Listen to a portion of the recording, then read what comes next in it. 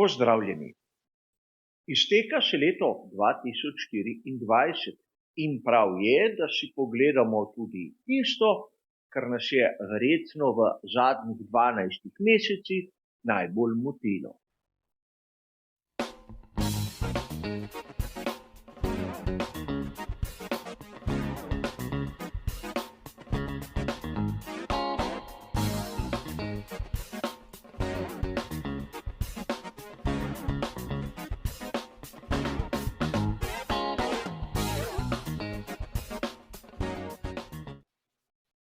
Tudi v sezoni 2024 je bilo kar nekaj dogodkov, ki so bili dobesedno moteči.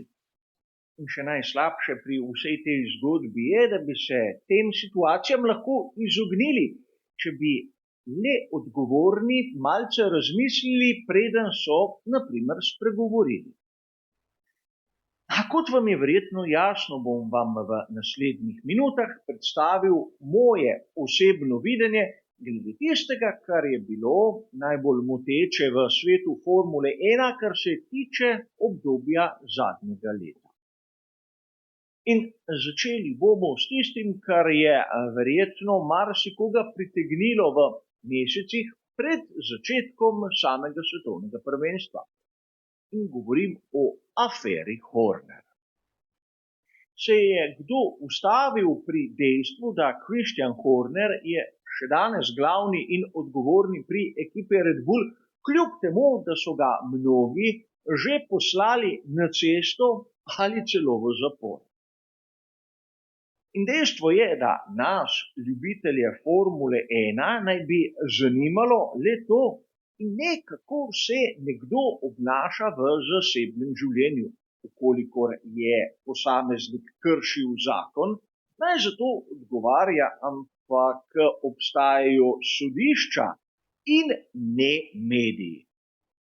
Zanima me, koliko avtorjev, piscev in drugih strokovnjakov se je Hornerju opravičilo za vse tisto, kar so o njem spisali ali rekli.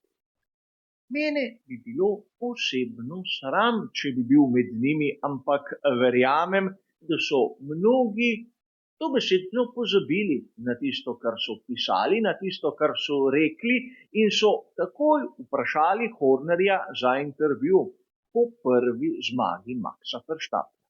Pa tudi to je Formula 1. Druga točka, pri kateri bi se ustavil, je pa prestop Lewisa Hamiltona iz tovarniške ekipe Mercedes v Ferrari. In ne, brez skrbi, ne gre za kontroverzno temo. Osebno nimam absolutno nič proti temu prestopu. Zdaj se mi zanimiv in verjamem, da bo v sezoni 2025 v Scuderiji izjemno zabavno. Ampak čas, kdaj je novica prišla na dan in bila celo potrjena, je po mojem mnenju bil rahlo zagrešen. Tudi to so potrdili pred začetkom sezone 2024. Tako da smo praktično mi navdušenci še pred začetkom vedeli, da je bila to zadnja sezona Lewisa Hamiltona pri Mercedesu in da Carlosu Sainzu mlajšemu logično ne bodo podaljšali pogodbe.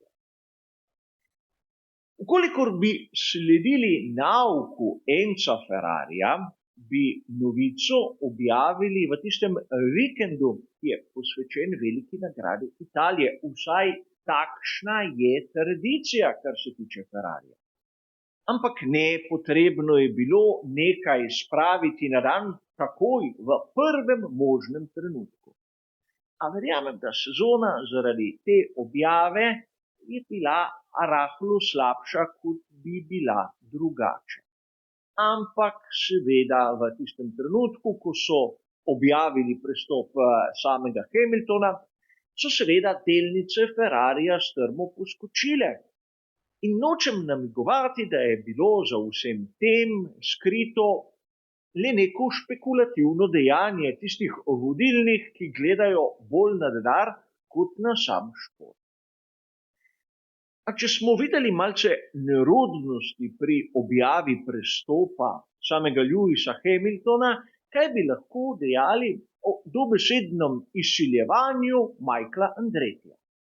In ne govorim o njegovem poizkusu, da bi prišel v Formulo 1 z lastno ekipo, temveč o tistem Coltonu Hurti, o katerem je bilo pravo morje člankov in ni imel niti osnovnih pogojev za pridobitev superlicence.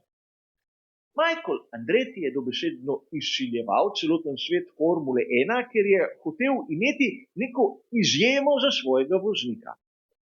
Ampak, če so posamezniki kot Andrea Kimi Antonelli bili sposobni zbrati določeno število točk, naprimer v Formuli 4, ne razumem, zakaj bi takšnemu talentu, kot je Hurta, dali nek odpustek. Saj je tako dober, da bi lahko dobesedno z levo roko dosegel tisti minimum, ki je potreben za izdajo superlicence. In da ne boste se tu preveč začudili, kljub izjemno dobri sezoni v Formuli IndyCar, še zmeraj ni zbral dovolj točk. In če smo nekako odpravili tudi to izsiljevanje Michaela Andrettija, kaj bi dejali na tisto potvarjanje zgodovine, kar si privoščijo v mnogih ekipah? Verjetno ste opazili, da imajo ekipe na določenih velikih nagradah prav posebne barvne sheme, kjer se želijo pokloniti marsikateremu dogodku. In treba je poudariti, da ti pokloni so mnogokrat tudi sami sebi namen. Rad bi se ustavil pri tisti posebni barvni shemi Scuderie Ferrari na veliki nagradi Miamija. Ne, ker bi imel kaj proti sami Scuderiji, ampak ker se je vsi spomnimo. Verjetno ste tudi prebrali dejstvo, da naj bi bila svetlo modra nekako počastitev Argentine, modra Rio de la Plata, medtem ko ona temno modra črta naj bi spominjala na delovne obleke mehanikov v sami tovarni in zgodba kot taka meni osebno ni imela ne repa, ne glave. Proti posebni barvni shemi nimam nič, ampak odkrito povejte, imamo novega glavnega pokrovitelja, ki je v tem primeru bil Hewlett Packard in v tej barvni shemi izgleda fantastično in ne bom rekel nič. Ampak verjamem, da marsikdo bo v tem trenutku dejal, kaj pa bi bila lepa akcija, kaj bi bil dober poklon, ki ga lahko napravi ekipa. Velika nagrada Monaka in ekipa McLaren. Če se kdo spomni, v tej priložnosti sta bila oba bolida MCL 38 pobarvana tako, da sta spominjala na barve brazilske zastave, na barve Ayrtona Senna.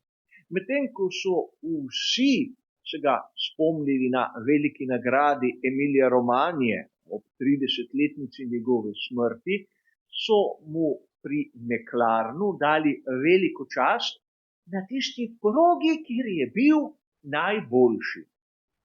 Niso se spomnili trenutka smrti, ampak so se spomnili trenutek največjega zmagoslavja. In to je tisto, kar bi morali početi mnogi, ki so zaposleni in plačani pri ekipah, pravzaprav skrbijo za to. In na koncu ne moremo mimo kletvic Maxa Verstappena in njegovemu kujenju, njegovemu ustrajanju. In za tiste, ki ste lahko v vsej poplavi člankov malce izgubili smisel tistega, kar se je v resnici zgodilo. Max Verstappen je kletvice uporabljal na tiskovni konferenci in ne po radijski zvezi, naprimer med dirko. In zato, ker je bil zaradi tega opomnjen in kaznovan, se je začel kujati in nekako ustvarjati dramo, namesto da bi, naprimer podobno kot Charles Leclerc, se opravičil in šel naprej. In verjetno marsikdo bo lahko v tem primeru bil tudi drugačnega mnenja, kot sem jaz sam. Ampak poudaril bi, da Kdaj pa kdaj je treba za nekoga, ki je na primer 4-kratni svetovni prvak, biti tudi malce moder, malce nad tisto polemiko.